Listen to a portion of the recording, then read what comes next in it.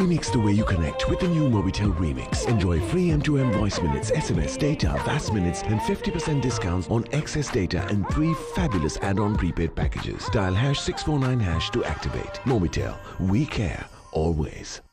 If you're looking for a leasing company to make your wheels go round, with fast, friendly and hassle-free service, together with flexibility and the best interest rates in town, let us show you how we can make your world go round. People's Leasing Company. We're the #1 in leasing because pleasing people is our #1 priority.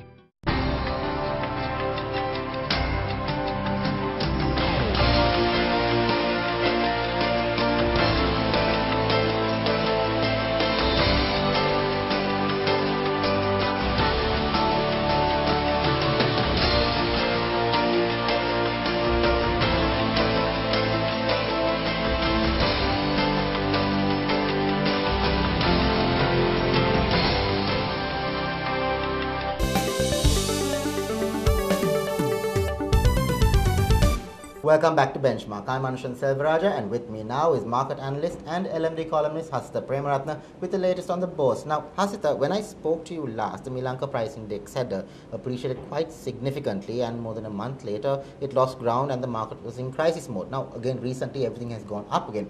Why is the market so volatile? Yeah, I think the volatility has been driven over the last couple of months due to two main factors. One is if you look at the local market sentiment, and the other one is from a global perspective, the global economic uncertainty. If you look at the local market sentiment, I think the NSB's transaction on the finance had an adverse impact on the overall market sentiment, how it happened and what really took place in the interim period, and that brought down the indices and the market sentiment adversely or downwards. But after things were kind of addressed, and when the regulators came into the picture and maybe Securities and Exchange Commission became more aggressive as well as more reasonable in terms of investors' point of view, I think the market sentiment or the investor confidence tend to settle down to some extent.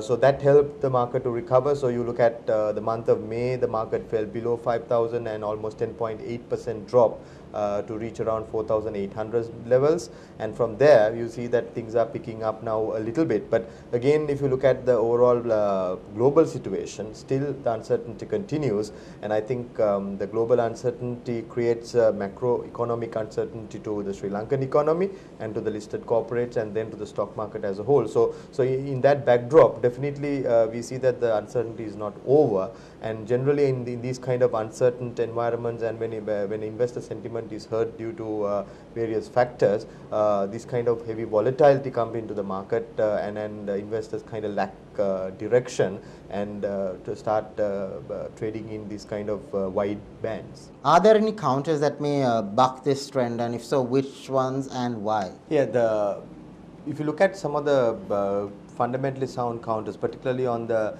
trading side, there have been issues, and probably the import driven businesses have had a bad patch in the last couple of months, so they might have a adverse impact in the overall context. But export oriented businesses, we've seen some of them are benefiting due to the rupee depreciation, and as a result probably towards their corporate earnings. So these counters have seen some positive trends as well.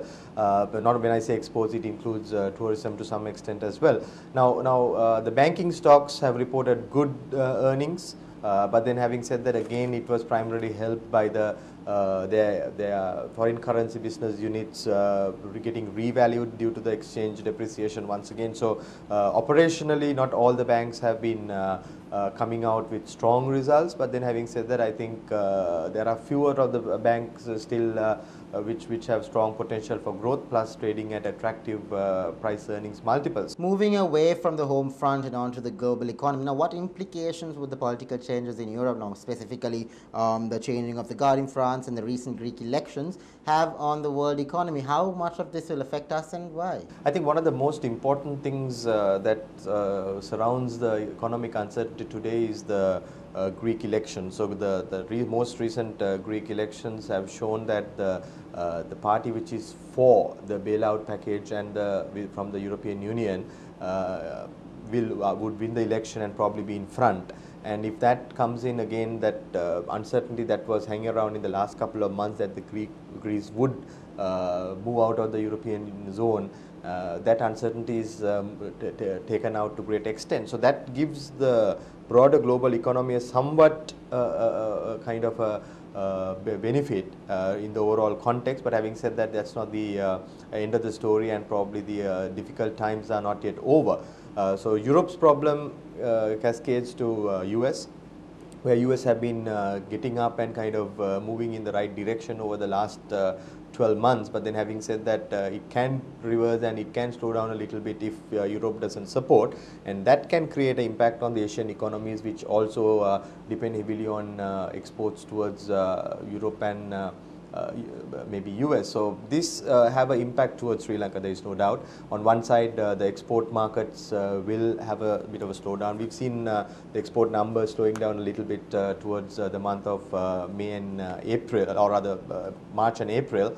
And I think what is important also to look at is some of the funding arrangements for Sri Lankan projects, which may have come from US or a European country, may now be a little bit slow, because obviously they need those money and they need to sort their problems out before they look at funding and releasing major funds to Sri Lanka. So those are the issues that we will directly affect. But having said that, there will be also other indirect effects through tourism related areas, maybe impacts on the corporates which are dealing with that part of the world. So those things will also have an impact on the Sri Lankan economy, which means that the impact on the Sri Lankan economy we have not yet seen. First quarter GDP growth in Sri Lanka still stood at 7.9%, which was pretty much close to the 8% line that we were talking about. But then having said that, in the next 3 quarters, we may see the impact of the broader economic, macroeconomic concerns trickling into the GDP growth numbers and maybe pulling it down a little bit, maybe towards the 6.5–7% range. That was market analyst and LMD columnist Hasitha Premaratne with the latest on the Bourse. After a short commercial break, we will take an in-depth look into the LMD TNS Lanka nationwide poll.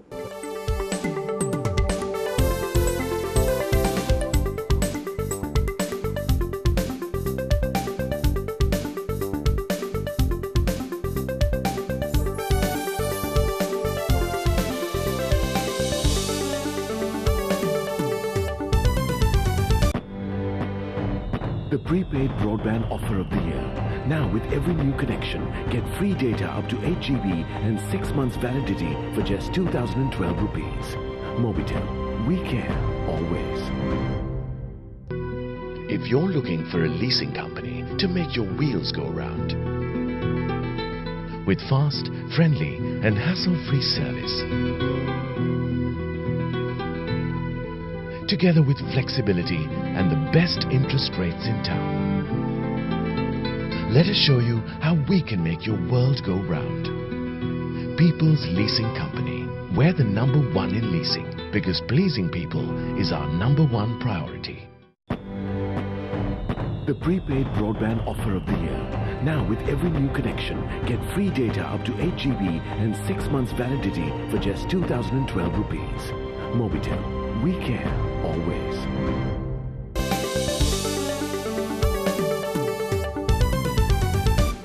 Welcome back. You're watching Benchmark. Joining me now is the country manager for TNS Lanka, Kiran H, with the latest in the LMD TNS Lanka nationwide poll. Now, Kiran, how do the general public view our tourism industry based on your nationwide poll for LMD? Very positive, Anushan. In fact, some of the most positive and upbeat of the surveys that we have done in recent times.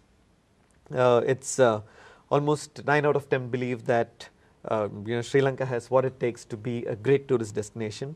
82% believe that the tourism industry is booming right now. 2 out of 3 people believe that the ambitious plans government has for the tourism sector will be definitely met. So all in all, very, very positive indeed, Anushan. Benefits of the upsurge in tourism are trickling down to all industry personnel, and according to the survey, a third of those have said so. Now, but 34% say otherwise. Now, what reasons have they cited for saying no? This, as I mentioned, Anushan, is possibly the only sore point in the survey. Let me make this even more stark. 33% say no, it will not trickle down to other industries. 34% tell I don't know, which means we could interpret it as I'm not sure yet. So which means almost close to 2/3 believe are not saying any positive things about the trickle down effect of the growth in the tourism industry. It's there are many reasons. People are talking about only the people involved in the sector will benefit out. The opportunities will not be equally divided. So there are all these reasons, but overall I think the task in front of the government seems to be educating the people concerned and the general public about how growth in the tourism sector can fuel overall economic progress. Kiran, what have respondents noted as things that need to be done to improve Sri Lanka's tourism product and infrastructure? Broadly around 3 or 4 broad areas, Anushan. First and foremost, a significant majority are talking about the quality of roads and connectivity, quite interestingly so. Well, I think when tourists visit us, I think they visit quite a few destinations, and the congestion is a very, very big problem. So I think that's number one priority, and they believe that we have to address that first. The second theme is about hotels and the quality of accommodation. I think currently the quality of accommodation is skewed towards two ends of the spectrum. One, the very premium, expensive 5-star kind of hotels. At the other end, you find the strictly budget bed and breakfast kind of hotels. I think there is a need for or need to develop the entire range of hotels, starting from luxury to economy to mid-range to budget, catering to all kinds of travelers. I think that's the second thing that respondents are talking about. The third thing, and quite interestingly so, is security. People are talking about the security of the tourists who come and visit our country. So they believe that people are coming here for a few days, weeks or months, and it's very important for us to ensure that they have a very pleasant and a safe stay. So security is at all facilities, at the tourist spots and destinations is what they are talking about. The fourth thing, in a slightly, it's not about tourists, it's about us. It's about preventing the unpleasant tourism, which is about increase in child labor, increase in diseases or spread of diseases, drugs coming into the country, and stuff like that. And we need to be conscious of preventing those unnecessary byproducts. That was the country manager for TNS Lanka, Kiran H. Thank you for watching. We hope to see you again next time.